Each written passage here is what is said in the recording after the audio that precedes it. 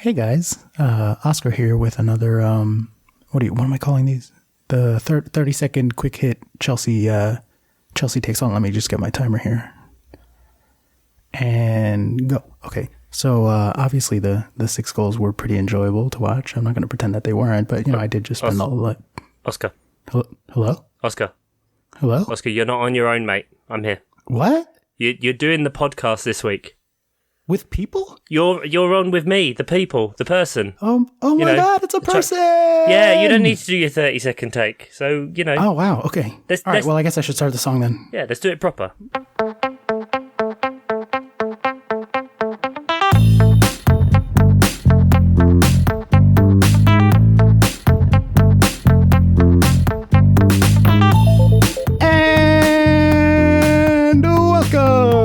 To another episode of the Miles Offside podcast, where we talk a little bit of football and a whole lot of nonsense. My name is Oscar Puente, also known as Footy From Afar, and with me is my wonderful co-host, FPL Quiz Wizard champion, Chuck Bailey. Chuck, I gave you both titles this week because Ian's not around. I figure you want to gloat about the team. Look, he's basically conceded this year. I've beaten him. It's fine, even though he beat me this week. I'm a bit disappointed. It was finally a week where I wouldn't get the intros confused because I started doing the FPL pod or which one we're doing, and then you came in here and started recording your 30-second piece. You silly sausage. You're here. It's great. I know. It's really exciting. I'm back a week early. Yeah. Because our good friend and super producer Ian was unavailable to record during the week anyway, so we said, well, might as well record on Sunday. I always say that, when it's me and him, as a joke, I say, it's the best ones, but really now it's the best ones. It's the best we know. We have to be nice to him, otherwise he wouldn't do this with us anymore. That's all. Yeah, exactly. And he's old. Yeah. He needs it. Everybody knows. Oh, man. So which one of us is your favorite? Huh? Recording just with him, just with me? Oh, me and you? It's me. Yeah, I'm my own favorite, yeah. As long if we stood at the end of the hallway and we both called to you, who would you go record with? That's what I need to know. I would shut both hallway doors. And I'm very upset at the minute because I can't find my second pair of headphones. That means I can have a monitor and hear myself talk. Most of the time, I just switch off you guys' audio and just guess based on mouth movements. So I don't have to hear you. I mean, we'd have been doing this for a while now, so you could pretty much fill in the blanks on your own. Yeah, say something about socks. He's a prick. And Roy Hodgson's shit.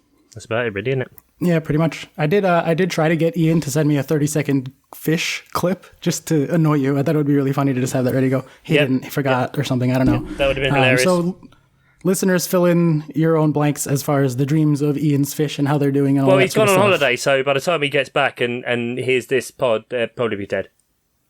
Yeah, how do you like? You can't have someone walk your fish for you, right? Right. Is that how fish work? Yeah, they have legs. You, what? Feed them. Come around and feed them.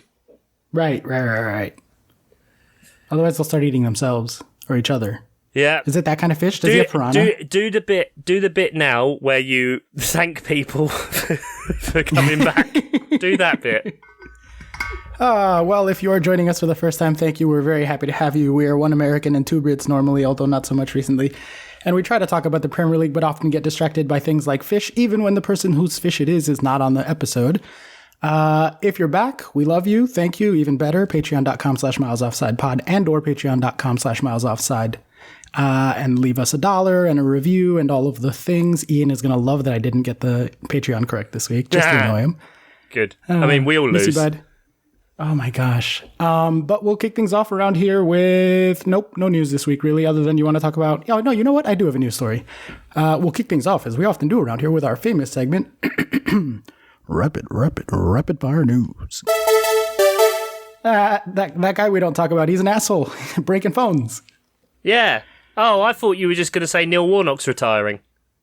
Oh, is he? Yeah. After. All right. Well, let's go to Colin Warlock then. We'll do that. That's a much better story anyway. Great pull. It's either 1,000 games or 1,000 years in management or something like that he's done. He's going to be retiring at the end of the season. I assume him and Mike Dean might get together and do something. That would be quite nice. I would watch a show about them on the road, trying different wines and cheeses in different locations. Oh, hello. Let's go to Sky. Let's make it happen. Ian, call somebody. Yeah, you can do that. From the you work in TV, you know someone who knows someone. Come on. From the pitch to the vineyard. That's Colin Warlock and Mike Dean tried to take over a rundown estate in the south of France where they Brought to you by Celebrity Ref Productions. Yeah, but they tried to make their own wine, which is called Off Your Pop. And nice. It's a sparkling wine, naturally, with pop in the name. Yeah. And we follow their trials and tribulations as they realise it's not just about planting grapes. I would genuinely watch that. Look, I'm in my mind, I'm already watching it. I'm there. Yeah, very much. There you go. That's news. That's that done. Let's get to the fixtures. We'll start with Wednesday, April 6th. Oh my God, it's April already? Oof. Where does the time go? Burnley 3, Everton 2. Burnley done beat an Everton 1.5 to 2.4. We won't talk about the XG necessarily. Surely that has to relegate Everton, right, Chuck? No way that could ever get turned around after that. Well, the problem is, Oscar, and I don't know if you listened to this, but last week I said that I didn't want that game to exist, so I would record it and then delete it without ever watching it. And now the problem is you've made me experience that game and wonder what could have happened. But honestly, we record now on what day is it? Sunday. Yes, Sunday after what has been, quite frankly, an exhausting day of sport. Yep. And I very much in this situation, and we kind of take opposite sides on this, because you really want Burnley to go down because statistics, and it's just about time. And I really want Everton to go down because it's just that I see that as the maximum chaos route, and I feel that says enough about us that I just don't want Everton to stay up. And so after seeing that game where Everton were 1-0 down, then 2-1, then Burnley came back to 3-2, I was filled with so much joy. And then I remembered that Everton were playing Man United. And so it's just shit. And like so many other times in our lives, Man United stole that joy. Fucked it up. Fucking Man United. Let's skip to there because I don't actually have takes on Burnley Everton. If this had been an important result, maybe, but like who cares? It doesn't matter. Yeah. Because Everton went straight and beat Man United, 0.4 to 0.8 on XG. So a bit of a Burnleying to send Burnley down by Everton, sort of. If these results keep being, I don't know, semi-stable. Burnley also did a lose this weekend. I don't even remember who they were playing. Norwich. That's the problem. Yeah. Burnley do not beat teams below them. No, they found one. There's so few of them. They found one.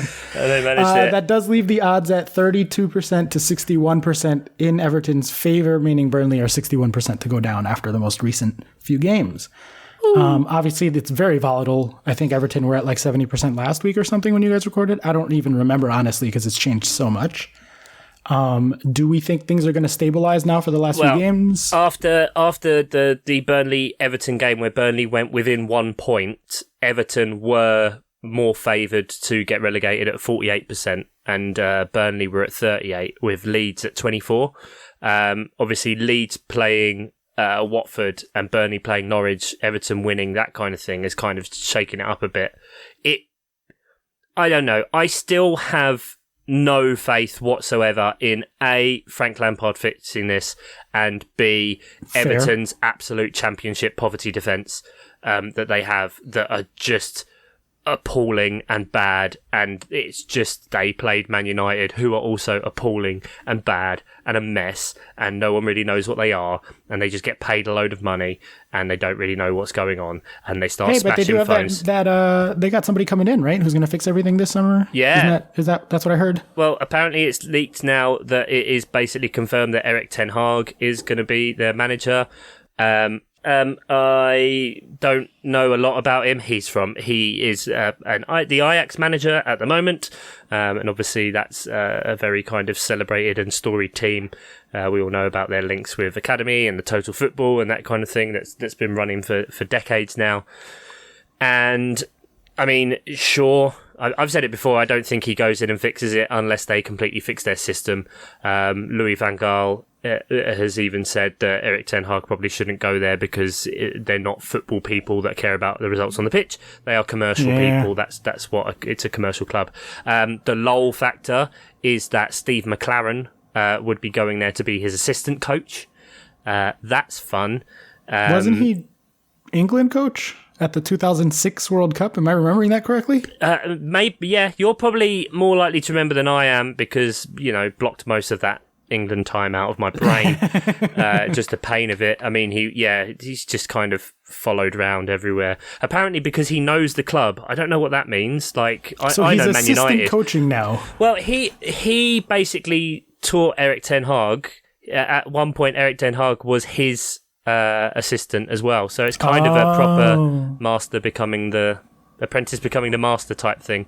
But yeah, I mean, Man United are a fucking basket case, so who cares, really? And Everton. I still think Burnley stay up. I do, and the percentages now, like we said, like it's still not mad. Like it's 32-61. It's close. Like one result changes that completely. Yeah, and the nice thing is Watford are now 95%. That's great. But obviously be careful what you wish for, getting rid of Roy Hodgson, Palace fans at the start of the season. Yeah, that aged fucking well. That's aging about as well as Roy is. Have you seen Everton's run-in? Because I just clicked it for the first time and it's shocking. Yeah. Genuinely. Yeah. We discussed it last week. Yeah, they've still got Liverpool, Chelsea, Arsenal to play. And Palace. Yeah. That'd be good. I hope we fucking smash them again. Leicester this week. Well, they've got Leicester twice, sorry. So it's just, they've basically got Watford and Brentford where they can maybe get... Actually, not Brentford. Because Brentford, I mean, quick shout out to them. Obviously, you know, the Oscar of it all last week was a bit painful, but you know, it was also a very good team performance, and them getting a 2-0 result against West Ham this week. Not that I can really say much about it from knowledge, but that's a phenomenal result considering what West Ham are pushing for, where Brentford have come from, and that kind of thing. Brentford kind of finishing off the season in the form that they started it in, which is nice to see. I do like them playing well. And especially Eriksson seems to be doing well since coming in. I got him on the old fan tracks and he's pulling up a lot of points. So I'm assuming that he's doing things that are, you know, on-ball events to get said points. So that's cool. I mean, genuinely. And I you know, the Chelsea result was fully deserved. They played better than us. So that was, you know, there's that. I guess we can get Chelsea out of the way now. There's not really much to say about this, and I'm not being churlish. We had Chelsea 6. Ooh, that's nice. To Southampton. Yes, it's just Southampton. It's not 9, is it? It's not 9. 4.2. Yeah, it's not 9. 4.2 to 0.5 on XG. So well and truly dicked. Timo hit both posts, the crossbar, and got a brace, and one goal that like was disallowed, I think. Offside. Almost certainly. Yeah. Good Lord, what a day for Timo. Well, I think his day. Maybe the hitting the 2 posts and the crossbar thing was enough of an exorcism of the goal, and therefore it allowed him then to score just ever, because fuck me, we've said he's a cursed child the whole time he's been at Chelsea, and it really is just carrying on. But no, that was nice, even if it is, you know, against Southampton. And kind of, how are you? Is this kind of for you? Off the back of, obviously, the Benzema kind of masterclass hat-trick in the week and the Brentford result, is this kind of a bit more of a reassuring result, as it were, to see that you've still kind of got some attacking force, as it were? I would say that it is nice for them to get this result. Sure, like it's good. It's always good to see the ball in the back of the net, like the psychological effect that has on players who are maybe feeling low. Like, that's got to be nice. Yeah, they fucking saw it enough in this game. Yeah, from their perspective. But for me, as the like fan perspective of it, I wasn't being churlish last week when I said I didn't care about Brentford. Like, it was funny how bad we were at defending, and I didn't think that would be a pattern. I don't think they were particularly terrible about defending against Real Madrid, except for notable exceptions to that. The Real Madrid result is the only result I care about. I'm bummed. 3-1, although 2 goals is doable. I'm trying not to get my hopes up going into the second leg, but I kind of have to also like get my hopes up, which is scary. But if I didn't care about the Brentford loss, I'm not going to come here and be like, oh my God, I'm feeling so great after beating Southampton 6-0. Like, it was fun. I very much enjoyed watching it. And then an hour later, I was like, okay, now I'm back to being worried about Real Madrid. Move on, yeah. Yeah, exactly. So like the emotional impact of the 6-0 was severely lessened, given that it's sandwiched by 2 very important Champions League legs, and it's in a season where we don't really have anything to play for in the league. Yeah, there's a lot of kind of layers to Chelsea at the minute. I didn't realise until I read it today that Thomas Tuchel's also going through a separation with his wife, and so it's there's so many layers to what's going on with Chelsea at the minute. The vibes are bad. The vibes are just real bad all around. But that's what I mean. That's why I think kind of this 6-0 was at least kind of. It felt like there was a bit of a relief in the players, at least, that they could have some enjoyment. It was good to smile for a couple hours. Let's say that. I think for the players and for the fans, it was just good to have something nice for a little bit. Mm-hmm. Tuesday or Wednesday, whenever we play Real Madrid, is going to very much determine am I happy or not about my fandom, and not so much this game. But it was nice. It definitely was nice to have a nice thing. What about, though, speaking of not having nice things, Mr. Stimson, go ahead and cue up the jingle here. Oh, they're better than they ought to be. Burnley of the week. We had Arsenal 1, Brighton 2, Arsenal 1.9 to Brighton's 0.4. Why are we celebrating Brighton? Womp. Oh, right. Well, come on. It's Arsenal, though. Arsenal getting Burnley the fuck out of the top 4. Come on. I don't know. I mean, it's like if they're going to gift us the 3 goals and 3 points and clean sheet on Monday, at least put up a bit of a defence of Brighton so we get the benefit. You know what I mean? Don't let Brighton beat you as well and detract from our win. You know what I mean? They gave it their all, man. 1.9 XG to 0.4 is pretty solidly better than Brighton. Granted, most of that came in the last 10 minutes. It really destabilized at the end there or whatever. Mm-hmm. And it was the disallowed goal where Martinelli high-fived half the stadium. Ian probably loved that because he basically did a lap of honour. Yeah, I mean, Ian hates any sort of joy at all, but we don't have to worry about that because he's not here this week. So yeah, I mean, he doesn't have a lot of joy in his life. Peterborough probably lost again. No, I think they drew, actually.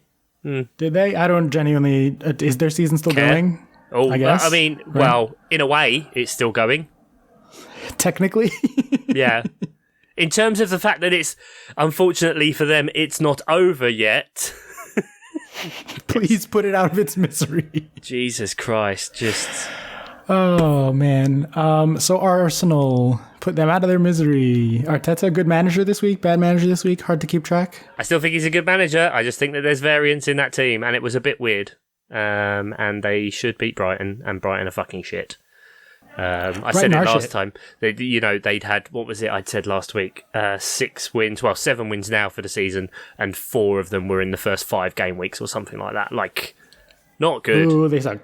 Yeah, I think the pressure. I wonder if it's this is the part where, because Arsenal are a very young team with a inexperienced manager, who I believe is a good manager but not an elite level manager. I will gladly agree to that. Then means that the pressure from, I'm assuming, the next team we talk about, who are a more experienced team and who do have an elite manager, is maybe getting to them a bit. Because Tottenham Hotspur are fucking fun. It's so much fun. Let's jump over to the other North London team then. And Mr. Stimpson, I know you're not actually here, but can you go ahead and cue up the jingle again? Do you want me to get him on the phone and he can do it live? Oh, they're better than they ought to be. Okay. Burnley of the week. We had Aston Villa 0, Tottenham 4, Aston Villa 1.6 to Tottenham's 1.0. Tottenham scoring 4 on 1.0. Not too bad. Love it. If only because it makes Arsenal fans sad. And Heung-min Son, he's pretty fun, right? He's a good Holy one. Shit, that whole front three is ridiculous. Heung-min Son in his last 3 games has 6 goals and an assist. Harry Kane in his last 3 games, he hasn't scored. He's on a scoring drought. Blah, blah, blah. 7 assists in 3 games, and 6 goals in the 4 games before that. Dejan Kulusevski as well. Providing in his last games, just 1 and 2 assists. But yeah, fuck this team is just ridiculous. Antonio Conte celebrating every goal like it's the greatest moment in the history of sport. I love his joy. That's what I loved him about at Chelsea, and he's a delight. They don't deserve him. He's too good for them. It's just incredibly emotionally powerful. And yeah, fun that, Aston Villa in this game were fantastic in the first half. Hugo Lloris. I mean, Hugo Lloris made 8 saves, a 4-0 win, and the goalkeeper's probably the man of the match because there was some I mean, that 1.6 XG is not a little. It's a lot. No, good things at Spurs, and they really are putting on the pressure, as I'm sure you can give us with the old top 4 odds, as they are now. This has Tottenham at 65% to Arsenal's 33%. So pretty much wee little Man United at 2% still hanging in there. Oh, the little idea look good. Oh, the little thing look good. Choo-choo. Keep going up that hill. Do you agree with the odds? Do you think it'll be Spurs? No, I think the Man United odds are wrong.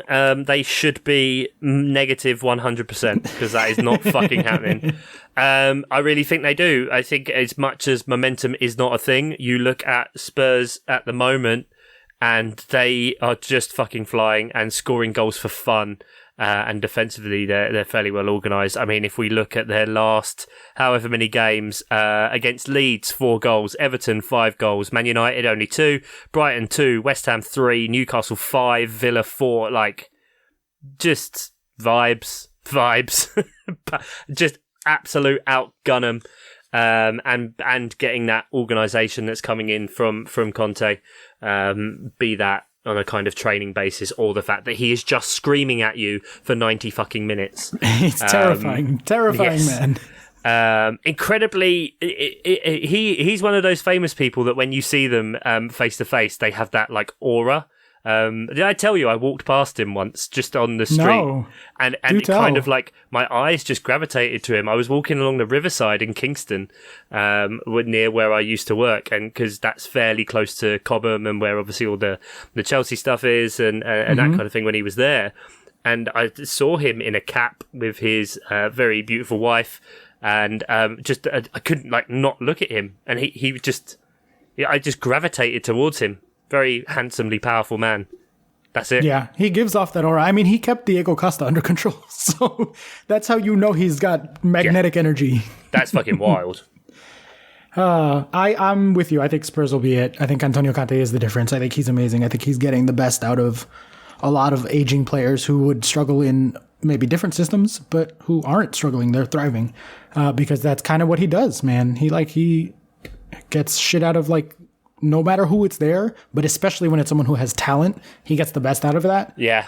And he is doing that. I fear of them next season. The way he's using Kane now and getting Kane to be really effective in games where he's effectively unplayable makes you wonder, like, not to start on this cycle early because let's face it, it's going to happen in the transfer window, but like what is going to happen with Kane next year? Because if this is what you're getting and this is what Tottenham could potentially be, and I don't necessarily know if City do go in for him or that kind of thing, or where he would go next. But you know, if he then signs another contract at Spurs, I mean, who knows? Conte, you'll probably get another like 9 months out of him before the whole thing implodes. Yeah, you get 2 seasons. Yeah, I mean, that's all the good managers. Chelsea gets 18 months per manager because we get all the good managers, and all those managers burn out after 18 months. You say 18. I think it's 14. We'll see. Tuchel's been here over a year, so you know we're on the plus already. This is true. Shall we talk about your team? I feel like we can't avoid it anymore. My team? Yeah.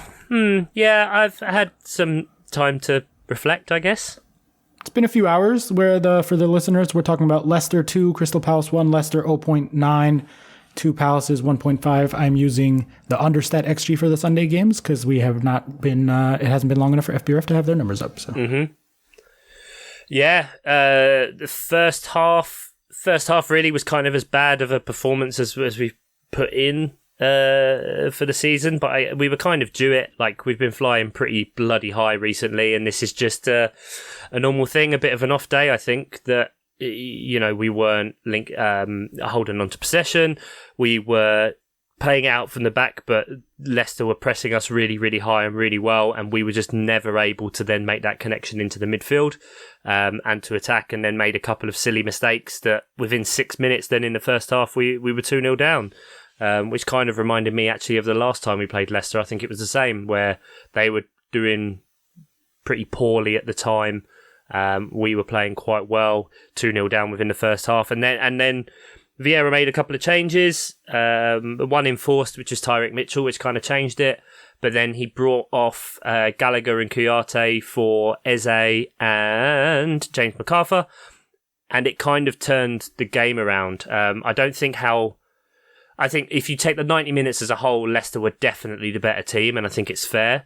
The XG is probably only because of the penalty. I believe it was Kaylee had 0.9 to 0.7 plus a pen, so you were on open play XG lower. Yeah, and not by much. And though. The XG that we were generating was it was shots, but there were 2-3 bodies in front. There was only really one decent chance in the first half where Zaha forced a really good save from Schmeichel.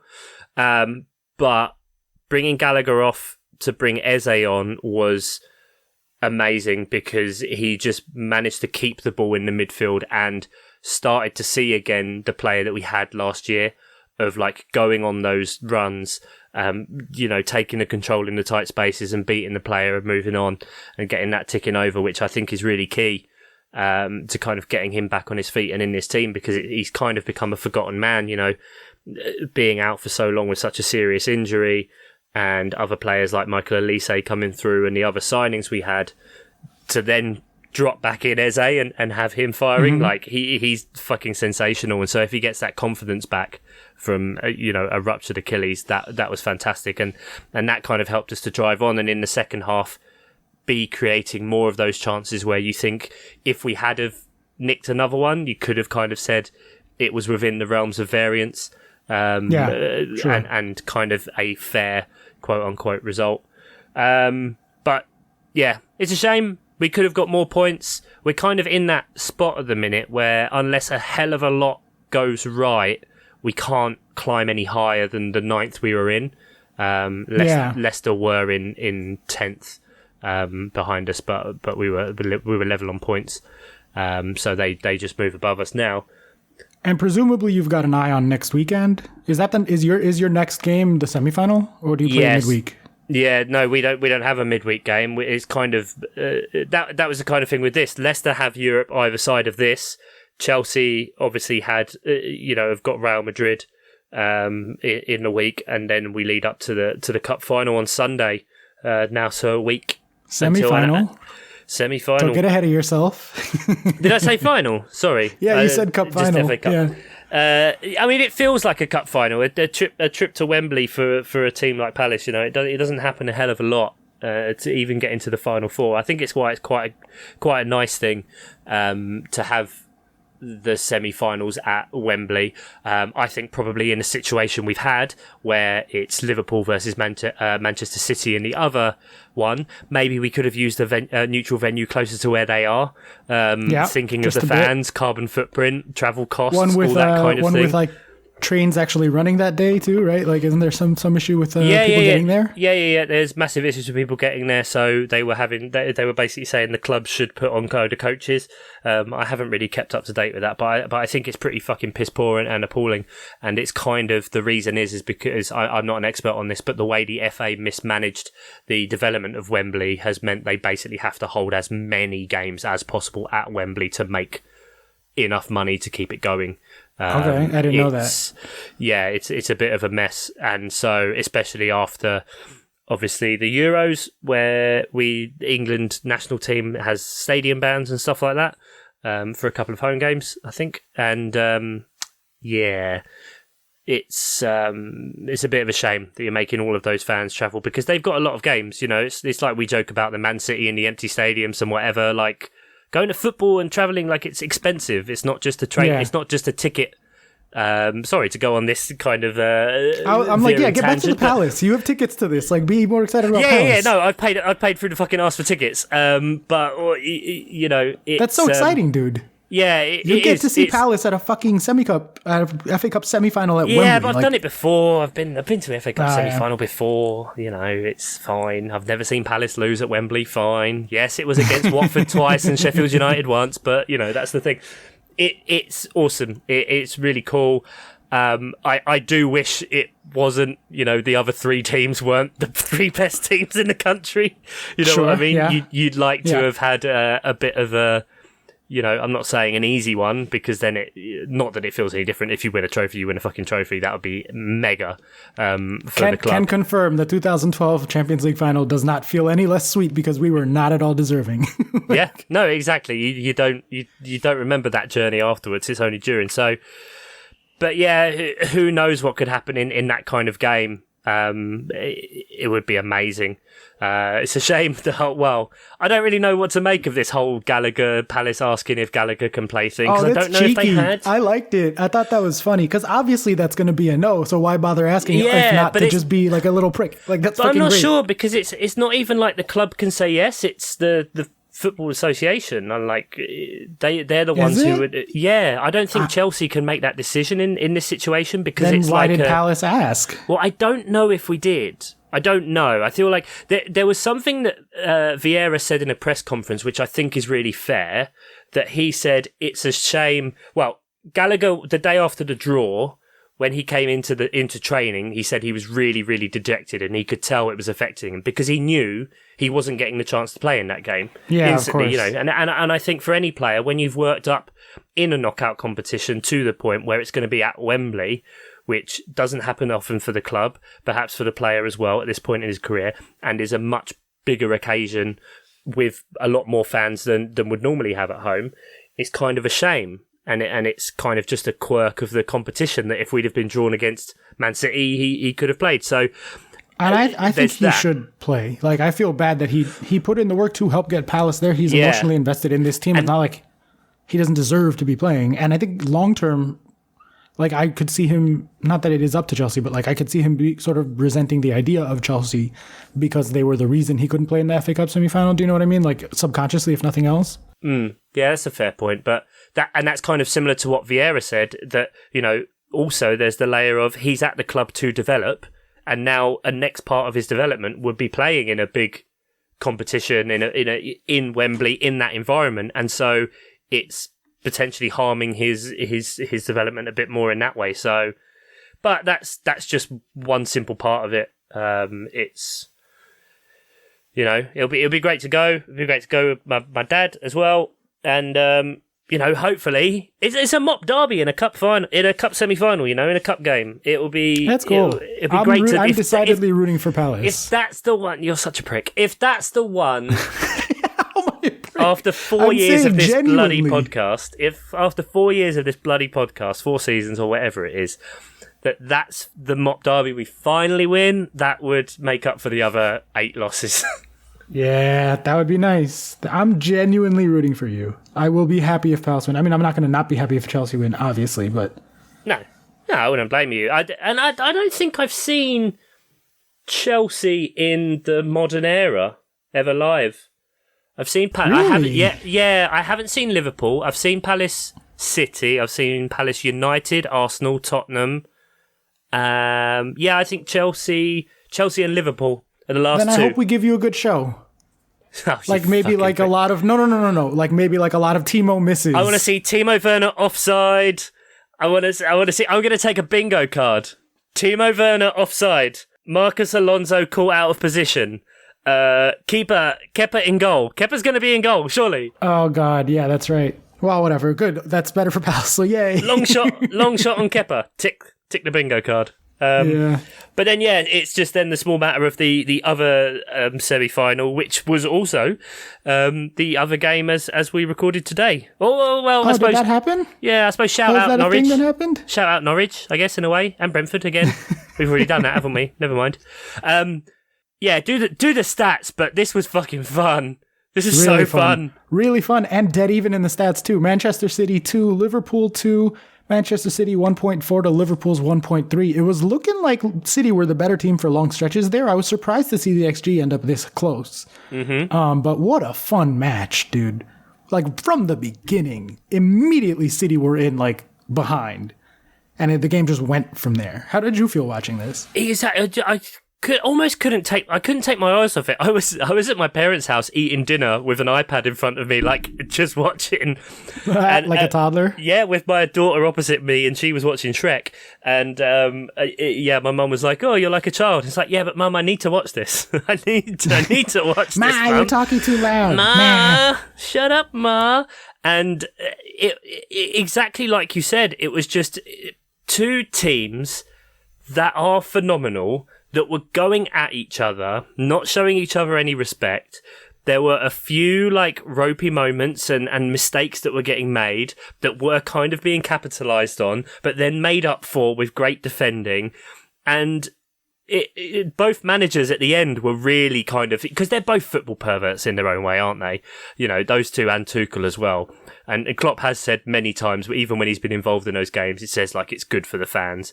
And I think it was, and the fact that neutral, you know, we're both neutral. Well, you enforced neutral by the fact that Chelsea couldn't keep up with the two of them. Condolences. Fuck off. But this is what you want to see from this game. This is exactly what, you know, for once Sky can hype this game, and it lives up to the hype. Yeah, that was fun, man. Just non-stop. I just feel like, and it kept toing and froing. I feel like, I mean, I'm trying to find the stats here. I just feel like every time, you know, sometimes they bring up the possession stats from the last 15 minutes of the game. Yeah. I feel like every time they brought that up for the last 15 minutes, it was like City 75%, Liverpool 25%. And then the next time they brought it up, it was Liverpool 75%, City 25%. Yeah. And it was, they were so evenly matched everywhere.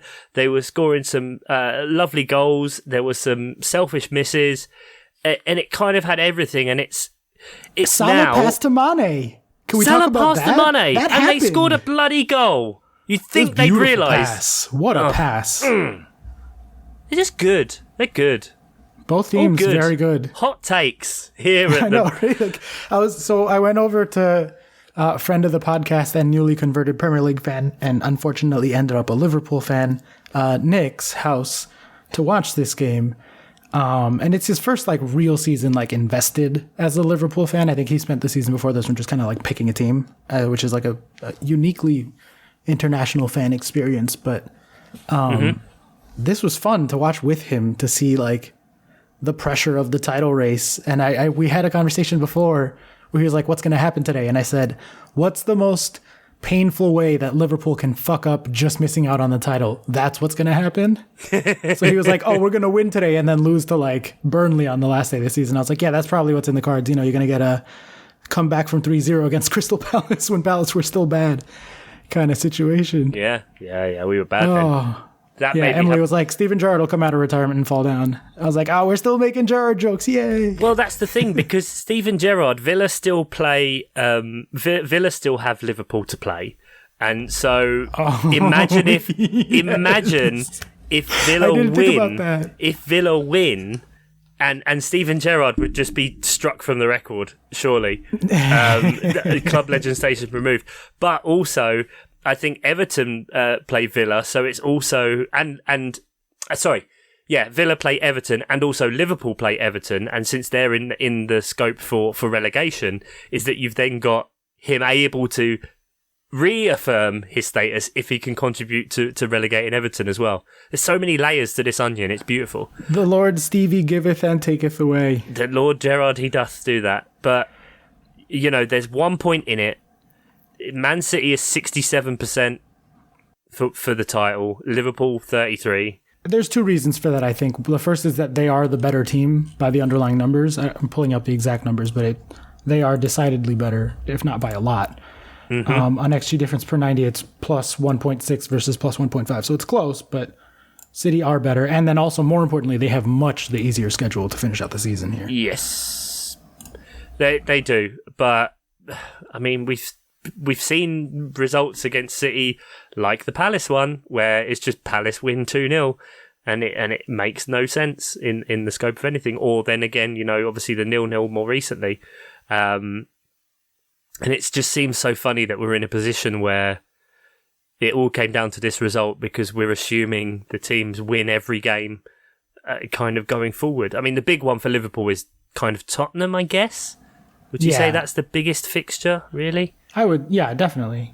I mean, that's one of the toughest teams in the country to play at all. They're almost caught up to Chelsea. They're like fourth on XG per 90, including their bad runs. Like, on aggregate over the season, they're fourth. So, like, yeah, that's a tough game. And that's really the only one, I guess. And I know we're really we do poke fun at Liverpool, and we have done a lot in the past.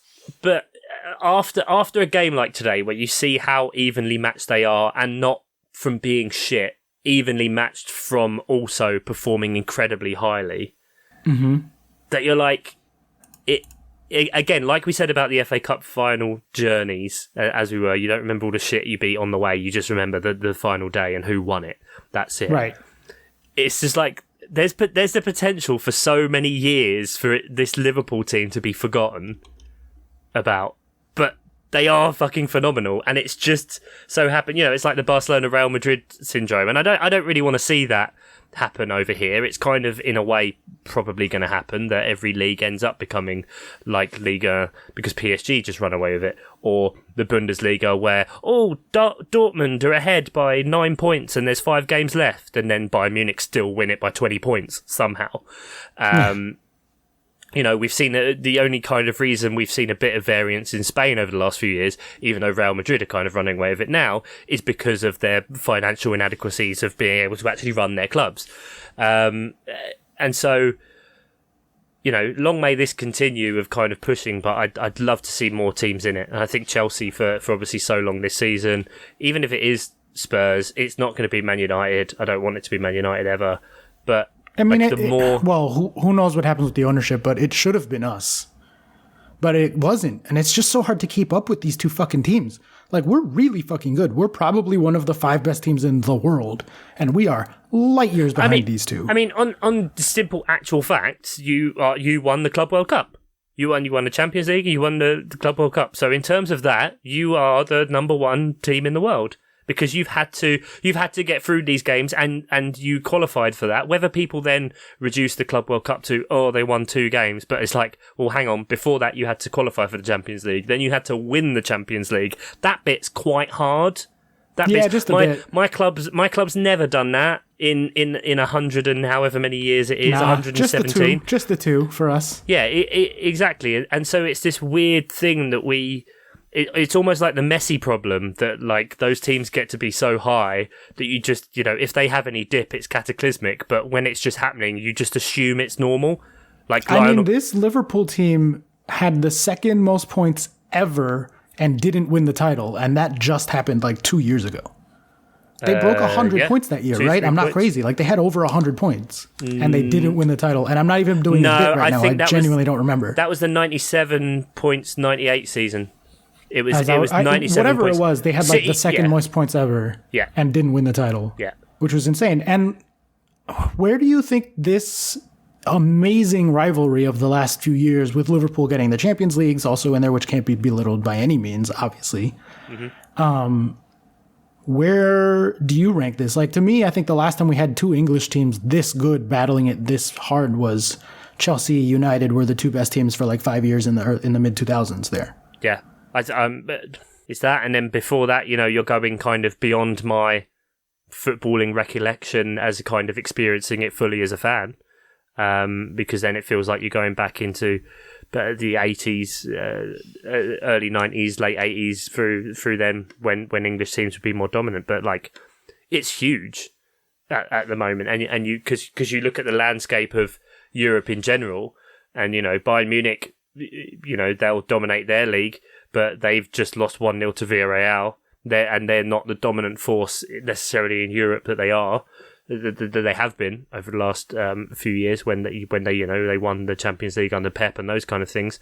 We look at Barcelona, for fuck's sake, are in the Europa Conference League or the Europa League and drew 1-1 with Frankfurt. Not even the Europa League. Oh, yeah, and it's a time where these two dominant teams, and I've said about this before, like you take the top 4 British teams and you spread them around into different leagues in Europe, and they probably win all of them. And it's just a weird quirk of it, unfortunately, at the same time. But I also do think that it's the presence of one also heightens and exacerbates the presence of the other. I don't think... it's like Nadal, Federer. Like they bring the best out of each other, and often the greatest of all time had a rival that like spurred them on. Yeah, I mean Messi, Ronaldo, for example. Like it's very normal. Vegeta and Goku, if you watch Dragon Ball, same thing really. Yeah. Same thing. Yeah, I don't think Dragon Ball's scripted. You know that, right? It's not a documentary. What? You think he flies around on clouds? Yeah, it's a Nimbus. We have Nimbus clouds. Oh dear. No? Oh shit. Okay. Okay. No, but jokes aside, the thing that fucking pisses me off the most is that you said, hopefully this can continue. And my brain immediately was like, no, it's not. Age curve, Salah, Mane, Firmino. And then the other part of my brain was like, no, you moron. You just saw Luis Diaz and Diego Jota dominate today against City. So, when you have the power of analytics and Harvard astrophysicists at your disposal, Liverpool can just replace a Salah and a Mane, and they're going to continue to be fucking terrifyingly good, even if they're not as rich as City. Yeah. Which sucks, because give other people a chance. Oh, you fucking don't pour me. Fuck off. But this is kind of the side of the kind of Chelsea part of whatever happens and what we were kind of saying about the level of investment and richness that is required to not only carry over whatever form of the debt it is, but to regenerate and kind of invest heavily in the team. And I think it has to almost certainly come from the Chelsea academy that it is, because that's been such a rich source of, you look across the league and so many people that have come through that academy. Mm-hmm. And across the leagues in Europe, plural. Yeah. Oh, everywhere. And you've got buyback clauses on fucking all of them. Half of them haven't even been born yet, and you've got buyback clauses on them. I'm pretty sure that you've got Tammy Abraham's firstborn son as well coming to you. Yeah, so we've been tapping up Messi's kids. Yeah, exactly. It's... that's kind of got to be the focus there, and that's where your level of analytics needs to kind of come into it and kind of challenge in a different way, and that's what's fun. City have that oil giant, whatever, spend not necessarily massive, ridiculous world record stuff on every single player they buy, but buy at such a high level that it ensures a huge consistency. You've got Liverpool that analyse and do it that way and have, like you said, astrophysicists and all this kind of shit. And then you can have Chelsea, which is kind of then bringing all the people through from an academy and also still selling them, because you're not going to be able to have a loan army anymore. From next season, it's 8, then it's 7, then it's 6 players you're allowed to loan out. I'm sure they'll find a way to circumvent that. Especially with the fact that a lot of the players you have been getting as well, just to kind of bring it back to my own club and how we are, I've said it before, the 4th best team in England, FA Cup, statement of fact. Yeah. We've just opened a huge Category A stadium, Category 1 academy. And because South London is a huge, one of the most productive areas of talent in the world of football, and a lot of those for a very long time have been scooped up by Cobham. They pay for obviously all the transport over there, and those guys that just kind of get churned out. Players like Ruben Loftus-Cheek, Jadon Sancho, Eberechi Eze, that are all South London players that if they had that attraction, perhaps they came through the Palace Academy, and then we get that. So there's also, maybe not to the same level, but there's that kind of side of competition that Chelsea kind of need to capitalise then on what they kind of have, interestingly. But anyway, we say as well about Man City Liverpool being really even, and I've just looked at the Champions League odds, and Man City are 34% to win it, and Liverpool are 33% to win it as the two favourites. So that's so funny. It spreads everywhere. Then you've got Bayern. Do we have anything in there? What do you 5%? 2. It's obviously it's heavily based on the current landscape of. Yeah, whatever, of course. Yeah, I'd imagine Liverpool. Not many. There's going to be 2 teams above the single digits, probably. It'll be Liverpool and City are going to be the only. Oh, I guess Munich. No, not Munich. They lost. Still Bayern. Weirdly, but they are still 62% to make the semis, but 18% to win in total. I mean, it's only a 1 goal. They're only behind by 1 goal against Villarreal. 1 goal. But you've got City who are 1 up on Atletico, but they don't exactly attack. Liverpool are 3-1 up going into the second leg. Chelsea with their deficit to overcome. It's not looking good, is it? No, but like you said though, to kind of bring it back round to let's be positive. 2 goals is doable. 2 goals in the Champions League. We've got history. We've got priors. Yeah, that's for sure. This is it.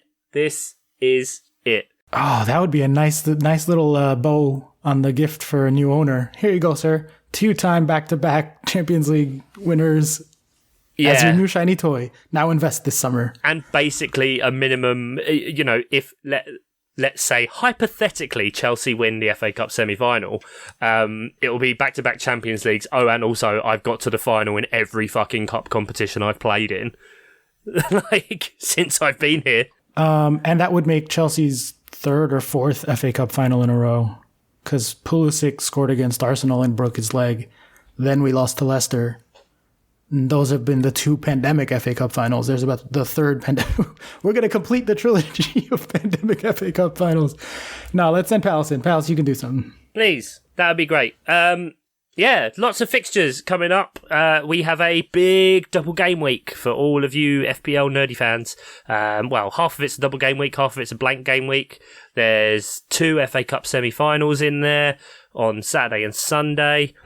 We get to see City and Liverpool again. We've got Champions League football in midweek, like you said, Oscar. Chelsea play on Tuesday. Football, never going to end. We are fully in the we will batter you and overstuff you. This is like Christmas Day for football fans when we get into Chuck, April. It's a World Cup year. Ugh. There's a World Cup this year. We have to survive that somehow. Yeah. So much soccer. The players, the poor players. Can I just hop in here and be like, how is anyone at all angry about the 5 substitutions? It is for player health. That's it. That's all I have to say about that. Like, good player health. Good. I think. I don't know. Hot take, I guess. I think as long as as long as you use them, because we've the part and I agree with that, and Ian and I discussed it last week. But it is also still people like Klopp that have been going on for years about it, and then we see them go when they have 3 substitutions, still not making a single substitution. Yeah. And then you're like, right, that and that's why I said, if it really is about player health, find the drop off point or the sharp uptick point of soft tissue related injuries due to muscular fatigue, and you have to have made X amount of substitutions before that minute. If what we're saying is that it's about positive, what I mean? Like that. Hell yeah, more science. More science, more stats, more numbers. I'm going to try and rapid fire off these fixtures. There are quite a lot of them. Saturday, 16th of April, 11 o'clock deadline FPL. Mark Daffin. Spurs, Brighton. Man United, Norwich, Southampton, Arsenal, Watford, Brentford on Saturday, followed up by Man United, Liverpool in the FA Cup. Sunday, Newcastle, Leicester, West Ham, Burnley, Palace, Chelsea, Mop, Derby. Tuesday, 19th of April, Liverpool, Man United. Wednesday, Chelsea, Arsenal. Ooh, tasty. Everton, Leicester, Newcastle, Palace, Man City, Brighton, and then Thursday, Burnley, Southampton.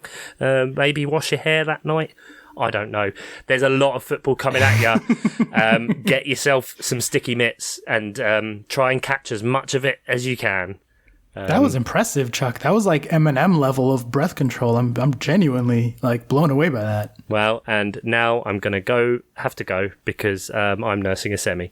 Thank you very much for listening and just being with us. Oscar, it's been absolutely bloody lovely. Yes. I have one last question for you before we go. Okay. Do you want to poop hot and clean or cold? Would you rather?